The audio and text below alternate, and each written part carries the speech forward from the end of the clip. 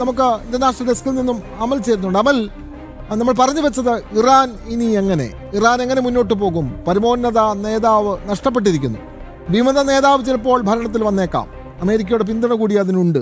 അപ്പോൾ യുദ്ധത്തെ എതിർക്കുന്ന ഒരു സമീപനമുള്ള ഒരാൾ വരുമ്പോൾ യുദ്ധം അവിടെ വെച്ച് അവസാനിപ്പിക്കുമോ? അങ്ങനെയൊക്കെ നമുക്ക് ഇപ്പോൾ പറയാൻ കഴിയുമോ അമൽ?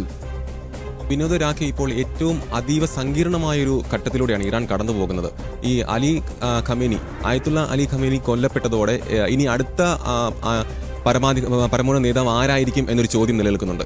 മുൻപ് മൊജ്തബ ഖൊമേനി, അദ്ദേഹത്തിന്റെ മകനായ മൊജ്തബ ഖൊമേനി അടുത്ത പരമോന്നത നേതാവാകും എന്നറിയിരുന്നു. ഇതിനു മുന്നേ ഇറാന്റെ പ്രസിഡന്റായിരുന്ന ഇബ്രാഹിം റൈസി ആണ് അടുത്ത പരമോന്നത നേതാവ് എന്നൊരു അഭ്യൂഹമുണ്ടായിരുന്നു. പക്ഷേ ആ ഒരു ഹെലികോപ്റ്റർ അപകടത്തിൽ അദ്ദേഹം കൊല്ലപ്പെടുകയാണ്. പിന്നീടാണ് ഇപ്പോൾ ഈ ഒരു അലി ഖമേനി കൊല്ലപ്പെട്ടാൽ ഇനി അടുത്ത നേതാവ് ആരാകും എന്നൊരു ചോദ്യം ഉയർന്നു വന്നത്. മുമ്പ് ഇറാനും ഇസ്രയേലും തമ്മിലുണ്ടായ യുദ്ധസമയത്ത് ഏറെ ചർച്ച ചെയ്തൊരു വിഷയമായിരുന്നു അടുത്ത പരമോന്നത നേതാവ് ആരാകും എന്നുള്ളത്. അന്ന് മുന്നോട്ട് വരുന്ന 2-3 പേരുകൾ ഇവരൊക്കെയായിരുന്നു. അലിറേസ അറാഫി, നിലവിലെ മതനേതൃത്വത്തിൽ ഖമേനിയുടെ വിശ്വസ്തനായ ഒരു മുതിർന്ന പണ്ഡിതനാണ് അലിറേസ അറാഫി. അല്ലെങ്കിൽ അതോടൊപ്പം തന്നെ ഉയർന്നിട്ട മറ്റൊരു പേരായിരുന്നു മുഹമ്മദ് റേസ ആരിഫ്, നിലവിലെ വൈസ് പ്രസിഡന്റാണ്. ഒരു താൽക്കാലിക ഭരണ സംവിധാനത്തിന് ഇദ്ദേഹം നേതൃത്വം നൽകിയേക്കാം എന്നൊരു സൂചനയുണ്ട്. അതോടൊപ്പം തന്നെ അലി റാർജാനി, ഏറ്റവും കൂടുതൽ ഉയർന്നു നിൽക്കുന്നൊരു പേരാണ്. ഇറാന്റെ സൈനികമായാലും ആഭ്യന്തര നടപടി എല്ലാ മേഖലകളിലും പ്രവർത്തിക്കുന്ന ഒരു പ്രവൃത്തിശീലമുള്ള ഒരു വർഷങ്ങളെ പ്രവർത്തിക്കുന്ന ഒരു സമ്പത്തുള്ള ഒരു അദ്ദേഹം, ആ ഒരു അലി ലാർജാനി എത്തിയേക്കാം എന്നൊരു സൂചനയുണ്ട്. പക്ഷേ മൊജ്തബ ഖൊമേനിയെ ഒരു അടുത്ത പരമോന്നത നേതാവായി തെരഞ്ഞെടുക്കപ്പെട്ടു എന്നൊരു സൂചന മുൻപ് നിലനിൽക്കുന്നു. പക്ഷേ ഇപ്പോൾ ഏറ്റവും കൂടുതൽ ഉയർന്നു നിൽക്കുന്ന പേര് അലി ലാർജാനി തന്നെയാണ്. പക്ഷേ അതോടൊപ്പം തന്നെ നമ്മൾ ചർച്ച ചെയ്യേണ്ട ഒരു വിഷയമുണ്ട്. കഴിഞ്ഞ കുറേ നാളുകളായി ഇറാൻ നേരിടുന്ന പ്രശ്നം ഒരു ആഭ്യന്തര സംഘർഷമാണ്. അവിടെ പണപ്പെരുപ്പമായാലും അതോടൊപ്പം തന്നെ ഭരണവിരുദ്ധ വികാരം നിലനിൽക്കുന്നുണ്ട്.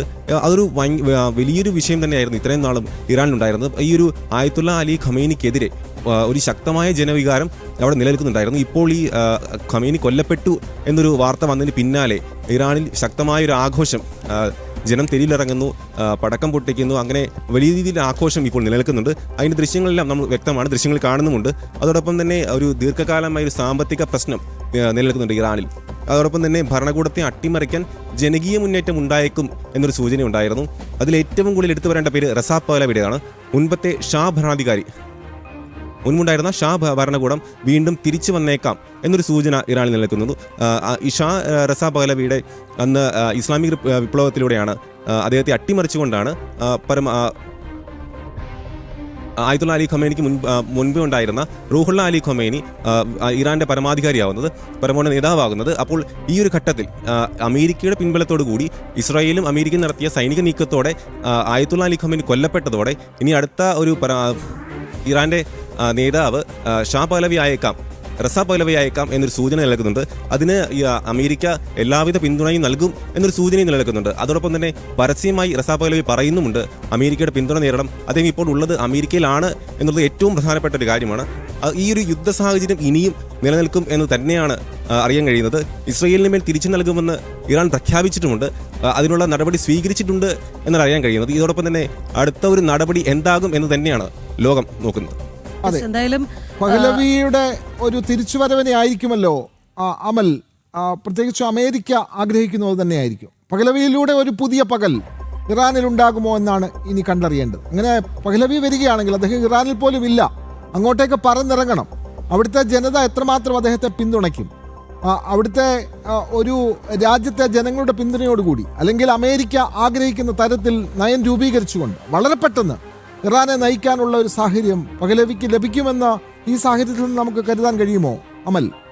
തീർച്ചയായും പഹ്ലവിക്ക് അവിടെ ഒരു ജനത്തിൻ്റെ ഒരു സപ്പോർട്ട് ഉണ്ട് എന്ന കാര്യത്തിൽ ഒരു സംശയവുമില്ല. കാരണം ഈ ഒരു ഇൻഫ്ലേഷൻ ഉണ്ടാകുന്ന, പണപ്പെരുപ്പം ഉണ്ടാകുന്ന തരത്തിൽ ഒരു സാമ്പത്തിക ഒരു പ്രശ്നം നിലനിൽക്കുന്നുണ്ട് ഇറാനിൽ. അന്ന് കുറച്ച് നാളുകളായി അമേരിക്ക ഏർപ്പെടുത്തിയ സാമ്പത്തിക ഉപരോധമടക്കം നേരിടുന്ന ഇറാൻ അവിടെ ഒരു പ്രശ്നം നിലനിൽക്കുന്നുണ്ടായിരുന്നു. വ്യാപാരികളും വിദ്യാർത്ഥികളും യുവാക്കളും എല്ലാ മേഖലയിലുള്ള ആൾക്കാരും ഇറാനിലെ ഭരണകൂടത്തിൻ്റെ ഒരു പ്രതിഷേധം സംഘടിപ്പിച്ചിരുന്നു. ആ പ്രതിഷേധത്തിൻ്റെ വാർത്തകളൊക്കെ നമ്മൾ കണ്ടതാണ്. അപ്പം അവിടെ നടന്നിരുന്ന ആയത്തുള്ള അലി ഖമേനിയുടെ നേതൃത്വത്തിലുള്ള സംവിധാനം ഈ എല്ലാ പ്രക്ഷോഭത്തെയും അടിച്ചമർത്തുന്ന ഒരു കാഴ്ച നമ്മൾ കണ്ടിരുന്നു.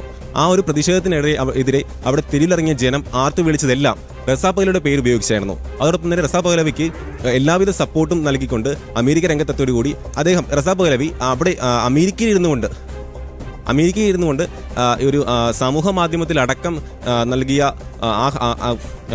സമൂഹ മാധ്യമം നടത്തിയ ആഹ്വാനത്തിലൂടെ ഈ ഒരു ജനകീയ സമരത്തെ പിന്തുണച്ചു, ഭരണകൂടത്തിനെതിരായ സമരത്തെ പിന്തുണയ്ക്കുന്ന ഒരു സാഹചര്യം ഉണ്ടായിരുന്നു. അപ്പോൾ റസാ പഹ്ലവിയുടെ ഈ ആഹ്വാനങ്ങളെല്ലാം ഏറ്റെടുക്കുന്ന ഒരു സാഹചര്യം ഇറാനിൽ നിലനിൽക്കുന്നുണ്ടായിരുന്നു. അവിടെ ജനങ്ങളെല്ലാം ഈ റസാ പഹ്ലവിയുടെ എല്ലാ വാക്കുകളും ഏറ്റെടുത്തുകൊണ്ട് റസാ പഹ്ലവിയുടെ ബാനറുകളടക്കം ഉയർത്തിക്കൊണ്ട് ഷാ ഭരണകൂടം തിരിച്ചു വരണം എന്നൊരു ആവശ്യം മുന്നോട്ട് വെക്കുന്ന സ്ഥിതി ഇറാനിലുണ്ടായിരുന്നു. ഈ ഒരു ഇറാനിലെ പ്രക്ഷോഭത്തിൽ അവർ ഉപയോഗിച്ച കൊടി പോലും മുൻപുണ്ടായിരുന്ന ഷാ ഭരണകൂടത്തിൻ്റെ കൊടിയായിരുന്നു എന്നാണ്, ഒരു സിംഹത്തിൻ്റെ അടയാളമുള്ള കൊടിയായിരുന്നു എന്നത് ഏറെ പ്രധാനമാണ്. അപ്പോൾ അവിടെ ആഗ്രഹിക്കുന്നത് ആയത്തുള്ള അലി ഖമേനി കൊല്ലപ്പെടണമെന്നും അതിനുശേഷം ഇനി മുൻപുണ്ടായിരുന്ന ഷാ ഭരണകൂടം തിരിച്ചു വരണം എന്നൊരു ശക്തമായ ജനവികാരം ഇറാൻ നിലനിൽക്കുന്നുണ്ടായിരുന്നു. ആ ഒരു ജനവികാരത്തിന് ഇപ്പോൾ ഈ ഒരു അവർക്ക് സപ്പോർട്ട് റസാ പഹ്ലവി എത്തിയതോടുകൂടി ഈ അടുത്ത നേതാവ് റസാ പഹ്ലവി ആയേക്കാം എന്നൊരു ശക്തമായ സൂചന തന്നെയാണ് നിലനിൽക്കുന്നത്. എന്തായാലും ഈ ഒരു മണിക്കൂറിൽ പാകിസ്ഥാൻ അവരുടെ ഒരു നിലപാട് വ്യക്തമാക്കി കഴിഞ്ഞു എന്നുള്ളതാണ്.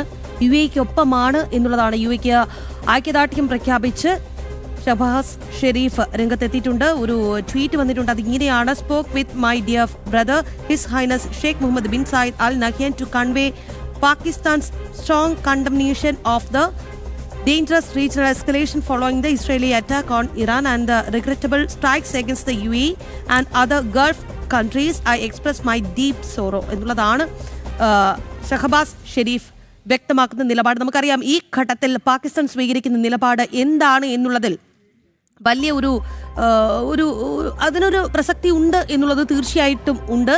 പക്ഷേ അവർ നിലപാട് വ്യക്തമാക്കുന്നു. UAE-ക്കൊപ്പമാണ്, അതായത് ഇറാനൊപ്പമല്ല എന്നുള്ളത് തന്നെയാണ്. UAE കഴിഞ്ഞ ദിവസം UAE-യിലടക്കം ഇറാൻ ശക്തമായ ആക്രമണം നടത്തിയപ്പോൾ UAE തിരിച്ചടിക്കും എന്ന് വ്യക്തമാക്കിയതാണ്. എന്ത് തിരിച്ചടിക്കും? പാകിസ്ഥാനും ഒപ്പം കൂടുന്നു എന്നുള്ളത് തന്നെയാണ്. ഒപ്പം ഇറാൻ ഒറ്റപ്പെടുന്നു എന്നുള്ളതും വളരെ നിർണായകമായ വിഷയമാണ് ഈ മണിക്കൂറിൽ. എന്തായാലും